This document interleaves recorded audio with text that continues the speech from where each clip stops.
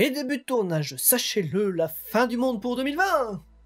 Salut la compagnie et bienvenue dans ce nouvel épisode de Sachez-le, la version courte des épisodes d'Allez savoir. Et j'espère que tout va bien dans vos chaumières. Aujourd'hui, nous allons revenir sur une étude qui a chiffré si l'humanité a des chances de prendre fin en 2020. Eh ben, vous faites du sensationnel maintenant. Alors oui, pas vraiment en fait, mais vous allez voir. Allez, ils nous la font à BFM machin ou ces trucs mûches là, et à nous faire une étude pas sérieuse, ils vont nous la présenter comme sérieuse, hein. Ceux qui sachent. Je reconnais volontiers le titre un peu aguicheur, mais le contenu est très sérieux. Et voilà, qu'est-ce que je viens de dire? Bref, discutons-en après le générique.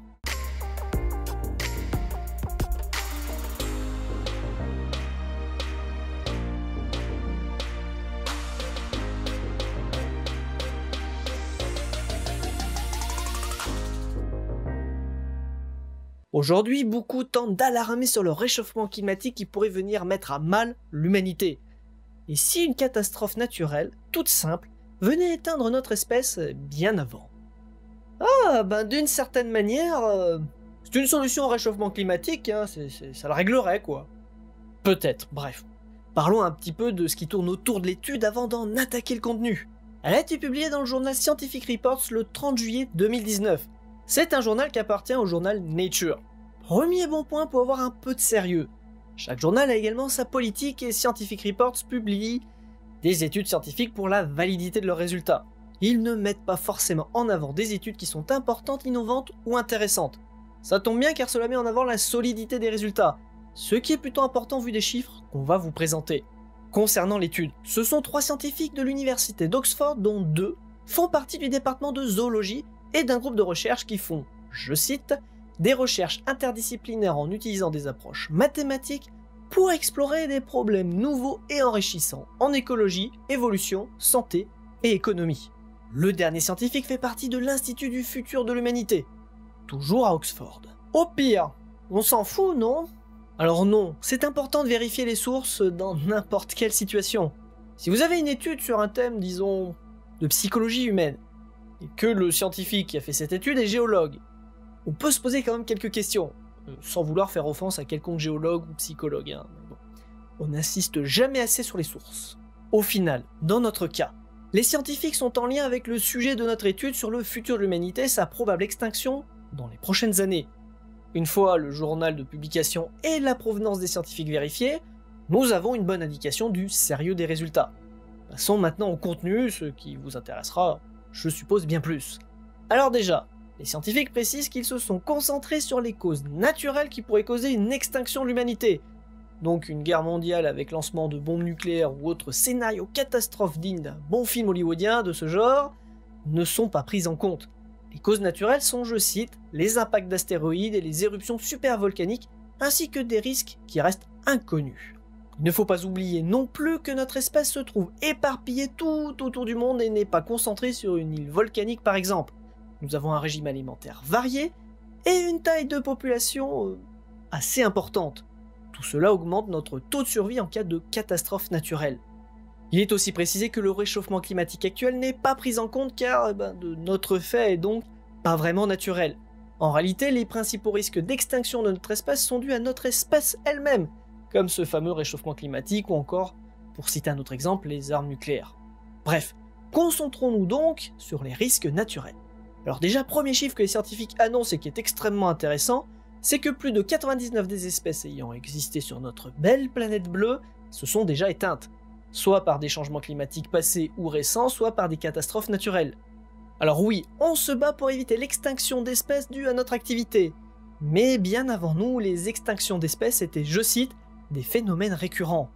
Bref, en étudiant comment la durée de vie des espèces, et de ce qu'on en sait bien évidemment, et au vu de la durée de vie actuelle de notre espèce, c'est-à-dire l'Homo sapiens, environ 200 000 ans, ainsi que de la fréquence des catastrophes naturelles de grande ampleur, il est possible d'évaluer potentiellement les chances que des causes naturelles viennent à éradiquer notre merveilleuse espèce. Cette méthode permet justement de ne pas avoir à lister toutes les causes naturelles au risque d'en oublier une, ou tout simplement de ne pas connaître une ou des causes naturelles qui ont pu et peuvent encore causer une extinction d'espèces. Alors petit aparté, Car je vois déjà certains d'entre vous écrire dans les commentaires que l'Homo sapiens a 315 000 ans et non 200 000 ans. Bon, le plus vieux squelette de l'Homo sapiens que l'on ait retrouvé date d'environ 200 000 ans et nous l'avons trouvé en Éthiopie. Cependant, un autre squelette a été trouvé au Maroc et a un âge d'environ 315 000 ans. Cependant, certaines caractéristiques de ce squelette, notamment au niveau du crâne, ne correspondent pas vraiment à l'Homo sapiens. Dans le doute, les scientifiques ont fait des calculs avec une espèce âgée d'environ 200 à 315 000 ans. Bon, nous vous passons toute la partie méthode de calcul et réflexion, pourtant très intéressante, mais complexe et longue à expliquer. L'étude est dans les sources pour les curieux qui aiment les études de graphiques, les formules mathématiques et la prise en compte de divers biais qui peuvent intervenir. Alors pour commencer, ce sont des estimations. Certaines sont conservatrices, tandis que d'autres le sont un peu moins. Du coup, dans leurs conclusions, les scientifiques présentent plusieurs chiffres. En gros, la probabilité de l'extinction de l'Homo sapiens pour des causes naturelles dans un avenir proche est inférieure à 1 chance sur 14 000, voire selon certaines estimations, inférieure à 1 chance sur 870 000. Autant vous dire que les probabilités sont extrêmement faibles, mais les risques existent. Je veux dire par là que même si certains peuvent penser que nous sommes capables de dompter la nature, si un astéroïde vous tombe sur le coin de la tête, Alors ça, je veux pas m'avancer, mais je pense que si ça nous tombe sur le coin de la tête, ça doit faire mal. Ouais, bref. Non, au final, c'est pas faux, mais bon. Nous n'avons pas aussi évoqué, par exemple, les maladies, dont certaines... Imaginons qu'on trouve pas de médicaments, cela fait partie des risques, Nous en avons déjà parlé, et les scientifiques insistent sur le fait que les risques anthropiques sont nettement supérieurs aux risques naturels. Les risques anthropiques sont les risques liés à l'homme. Prenons par exemple une guerre nucléaire qui entraînerait potentiellement un hiver nucléaire, ce qui est un risque anthropique, parce que c'est notre connerie. Le but de cet épisode n'est pas non plus de tomber dans la paranoïa, mais de mettre en avant qu'il est plus probable que l'humanité s'éteigne que je gagne au loto. Ah, quel monde cruel. Non, le but est plutôt de mettre en avant qu'aujourd'hui nous sommes les principaux responsables du destin de l'humanité.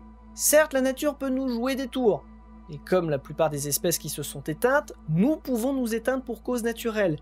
Mais les principaux risques qui nous guettent sont sous notre contrôle. Bonne chance à tous, ne soyez pas non plus alarmistes et vivez votre vie. Merci à vous de nous avoir suivis. Et n'hésitez pas à laisser le petit pouce qui fait plaisir, de commenter, de partager, de vous abonner, de cliquer sur la cloche pour être prévenu de nos prochains épisodes. De toute façon, vous le savez, c'est lundi, en fin d'après-midi, aux alentours de 18h. Et bien du coup, prochain épisode, c'est lundi prochain avec normalement un épisode long. Et du coup, bonne semaine et à lundi. Ah, je sais que vous avez déjà fait les remerciements et tout, mais j'ai une question. Est-ce qu'ils ont pris en compte les extraterrestres Parce qu'on le sait, ils nous surveillent, et on sait pas trop s'ils vont être gentils ou méchants quand ils vont débarquer. Ouais, et vu que certains reçoivent des lettres d'eux par la poste, afin de leur indiquer comment trouver la vérité, je suppose qu'ils sont pacifiques. Donc ça écarte ce risque. Oh, c'est vrai? Ça me rassure. Sur cette très bonne nouvelle, merci à vous. Et fin de tournage.